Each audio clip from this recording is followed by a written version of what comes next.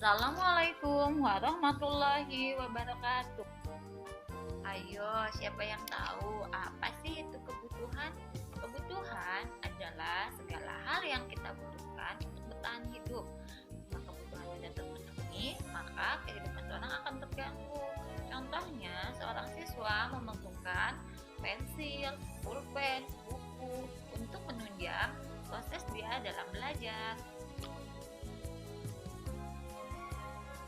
Nah, kalian sering mendengar kan apa sih bedanya kebutuhan dan keinginan? Kalau kebutuhan itu adalah hal-hal yang kita perlukan untuk menunjang segala aktivitas yang kita lakukan. Tapi beda lagi dengan keinginan. Kalau keinginan adalah sesuatu yang kita inginkan untuk dipenuhi. Dan jika tidak terpenuhi, tidak akan terganggu. Jadi misalnya seperti ini contohnya, Ibu kasih tahu ya. Kalau misalnya kita pingin beli tas baru, tapi kalau kita nggak beli tas baru juga tidak akan mempengaruhi hidup kita karena kita masih punya tas yang bisa dipakai. Nah, itulah yang dinamakan dengan keinginan. Sudah tahu kan bedanya keinginan dengan kebutuhan? Setelah tadi kita belajar tentang keinginan dan kebutuhan, mari kita belajar tentang jenis-jenis kebutuhan. Kebutuhan menurut intensitasnya dibagi menjadi 3. Yang pertama, kebutuhan primer. Yang kedua, kebutuhan sekunder. Yang ketiga, kebutuhan tersier. Kebutuhan primer adalah kebutuhan pokok yang paling utama dan sifatnya sangat mendesak.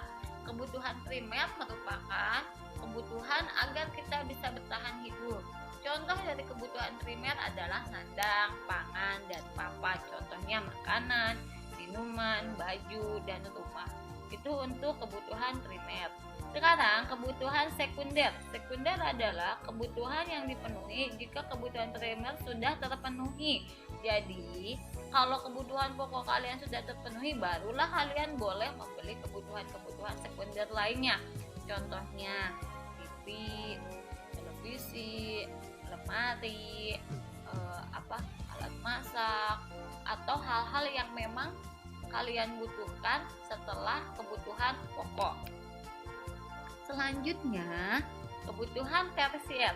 Kebutuhan tersier adalah kebutuhan yang bersifat mewah dan dipenuhi jika kebutuhan primer dan sekunder telah terpenuhi. Contohnya, untuk kebutuhan tersier ya, yang kebutuhan mewah perhiasan, mobil Lamborghini, liburan ke luar negeri, mobil mewah, dan lain-lain.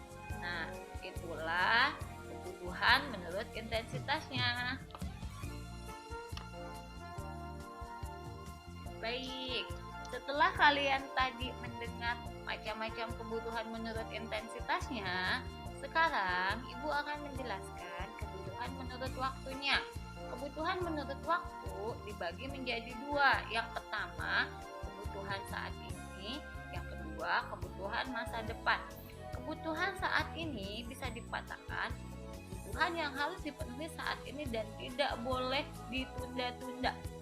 Contohnya, makan ketika kamu lapar, minum ketika kamu haus, dan juga tidur ketika kamu mengantuk. Nah, itulah kebutuhan saat ini. Untuk kebutuhan masa depan adalah kebutuhan yang dipenuhi saat ini namun manfaatnya akan dirasakan pada masa depan. Contoh, kita misalnya diajarkan untuk menabung, kita akan mendapatkan banyak uang di masa depan. Sekolah, kita akan lebih mudah bekerja di masa depan karena memiliki keahlian dan ilmu yang bermanfaat. Kebutuhan menurut subjeknya dibagi 2. Yang pertama adalah kebutuhan perorangan atau individu. Yang kedua, kebutuhan kelompok atau kolektif. Maksudnya, kebutuhan perorangan adalah kebutuhan yang dipenuhi untuk menunjang kebutuhan pribadi seseorang. Setiap orang memiliki kebutuhan perorangan yang berbeda-beda. Misalnya, seorang guru butuh spidol untuk menulis. Yang kedua, pengendara motor butuh helm untuk melaksanakan aktivitas dia mengendarai motor. Itu jenis kebutuhan yang perorangan. Sekarang, kebutuhan kelompok atau kolektif.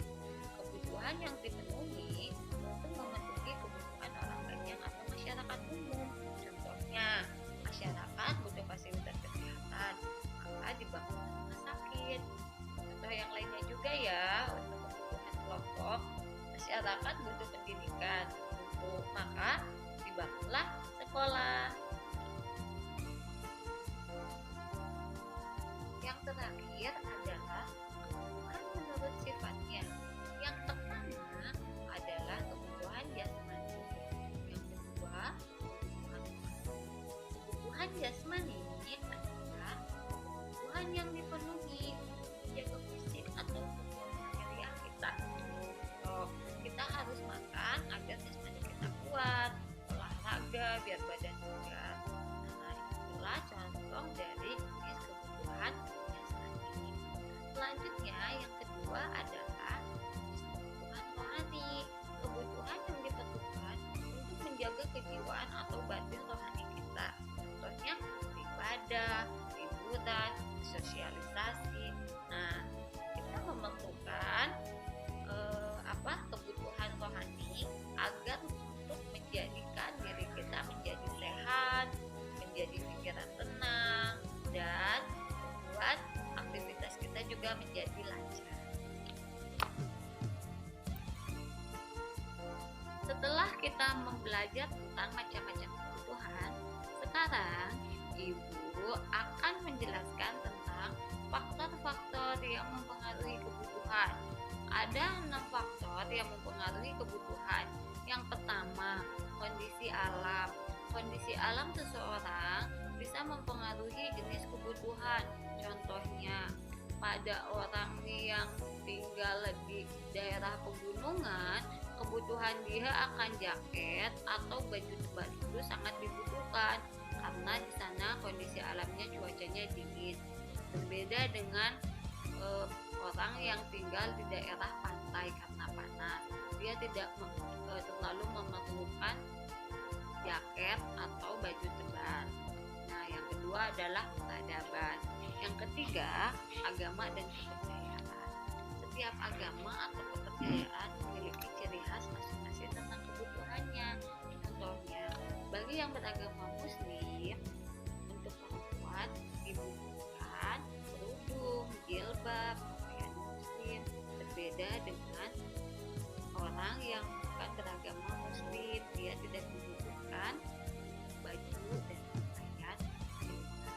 Selanjutnya adalah status ekonomi. Status ekonomi sangat mempengaruhi kebutuhan karena semakin tinggi status ekonomi seseorang, maka akan semakin tinggi dan banyaknya kebutuhan yang ingin dia beli. Contoh, jika status ekonomi sudah tinggi, berarti dia akan memiliki kebutuhan esensial lainnya, misalnya mewah, liburan ke luar negeri, jalan-jalan. Berbeda dengan status ekonominya yang menengah ke bawah, beli mobil atau keluar negeri, tapi mereka sudah memenuhi kebutuhan primer dan sekunder juga mereka sudah bisa. Selanjutnya, faktor yang mempengaruhi kebutuhan adalah pekerjaan. Setiap pekerjaan berbeda-beda. Seorang guru membutuhkan spidol untuk murid. Yang kedua adalah seorang konstruktor atau seorang karyawan yang bertugas di bahan kerai. Selanjutnya, budaya. Faktor-faktor yang mempengaruhinya adalah budaya. Budaya seseorang sangat mempengaruhi kebutuhan yang akan dipenuhi oleh setiap orang.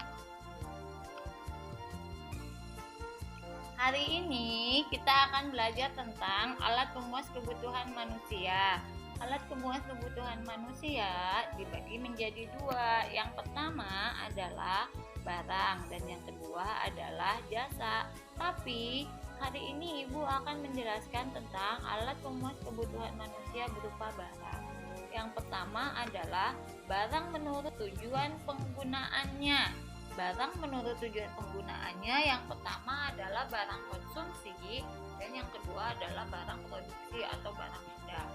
Barang konsumsi adalah barang yang secara langsung digunakan untuk memenuhi kebutuhan manusia atau disebut juga juga barang jadi. Contohnya roti, motor, laptop, dan lain-lain.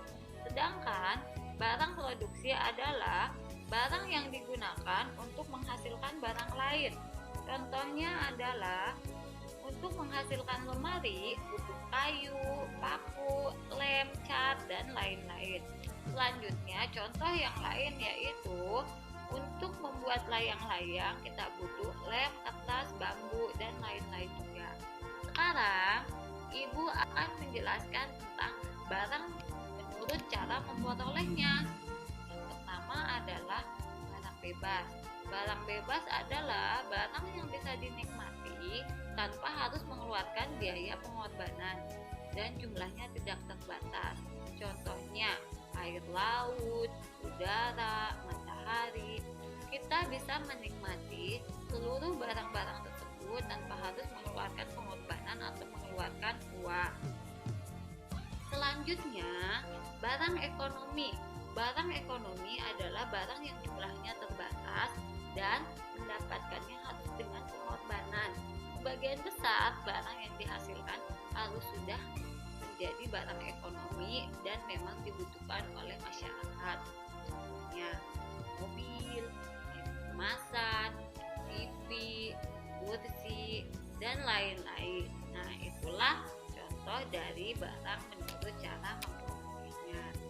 Sekarang Ibu akan menjelaskan barang menurut hubungan dengan barang lain. Ada dua jenis barang yang bisa dijadikan kategori barang hubungannya dengan barang lain. Yang pertama adalah barang substitusi, barang yang sifatnya saling menggantikan. Contohnya ballpoint dengan pensil, motor dengan mobil. Jadi satu barang dengan barang lainnya itu bisa menggantikan satu sama lain kalau barang yang satunya hilang atau tidak ada. Jadi pengganti. Paham sampai sini? Baik, selanjutnya Ibu lanjutkan ya. Yang kedua adalah barang komplementer. Barang komplementer adalah barang yang nilai gunanya meningkat apabila digunakan bersama dengan barang lain. Contoh, kompor apabila digunakan dengan gas, maka dia akan menjadi suatu kesatuan yang bernilai tinggi. Motor harus digabungkan dengan bensin biar dia bisa jalan.